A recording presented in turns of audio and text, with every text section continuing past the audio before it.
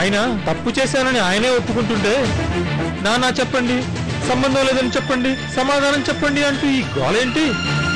పొద్దున్నే పెళ్ళయింది, time waste చేయకు. వెళ్ళు, అవతల చాలా కార్యక్రమాలు ఉంటాయి.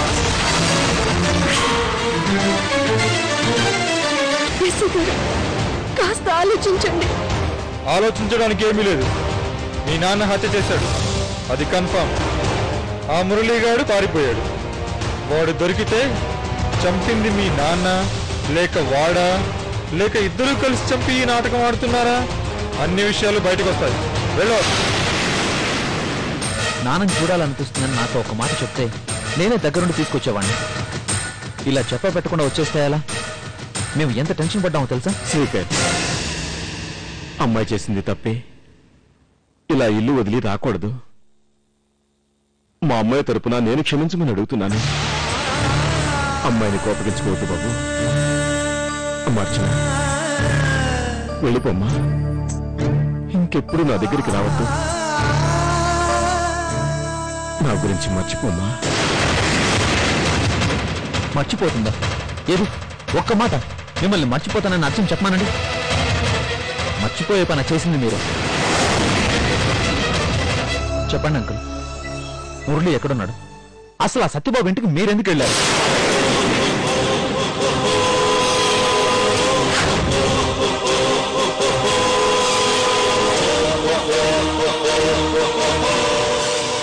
చూసావా? ఏం చేయమంటావు? ఎలా ఈ సమస్యను పరిష్కరించమంటావు? మీరేంటండి ఇంటి ముందున్నారు? ఏం లేదు, ఇంట్లో మురళిని ఉండాలి. ఇంతకీ మీరెవరండి? నేను మురళి ఫ్రెండ్ని. మురళి ఎక్కడికి వెళ్ళాడు తెలుసా? ఎలా తెలుస్తుందండి? ఎప్పుడో పారిపోతేను. ఎందుకు? ఎందుకేంటండి? వాళ్ళ మావయ్యని చంపేశారు.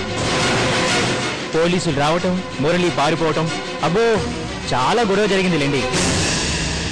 ఈ 2 రోజులు ఎవరన్నా కొత్త వ్యక్తి ఈ ఇంటికి రావడం చూసారా? చూశాను. ఓ పెద్ద మనిషి వచ్చాడు.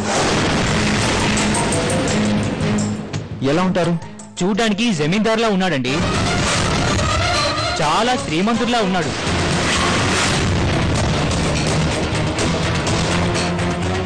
ఎంతడిగినా నాన్నేం చెప్పట్లేదమ్మా. ఎందుకు మౌనంగా ఉంటున్నారో, ఎందుకు తప్పు చేసిన వారిలో తలదించుకుంటున్నారో అర్థం కావటం లేదు. నాన్న ప్రవర్తించిన తీరును బట్టి ఎస్ఐతో కూడా ఏం మాట్లాడలేకపోయాను. మా నాన్న ఏ తప్పు చేయలేదని చెప్పే అవకాశం కూడా లేకుండా పోయింది. ఏంట్రా ఈ కర్మ? ఎందుకురా మీ నాన్న ఇలా చేస్తున్నారు? బాధపడి ప్రయోజనం లేదమ్మా.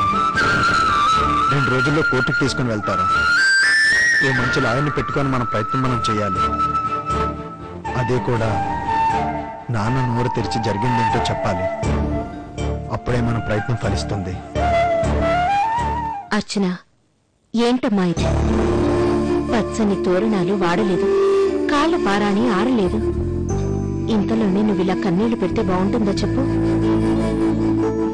2 రోజులైంది, పచ్చి మంచినీళ్ళైనా ముట్టుకోలేదు. ఇలా కడుపు మార్చుకుంటే ఎలా? కొంచెం అన్నం తినమ్మా.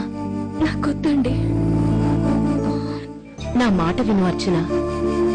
అత్తవారింట్లో అడుగుపెట్టిన మహాలక్ష్మివి. పస్తులుండటం అరిష్టం కాదనకు. కాస్త తిను.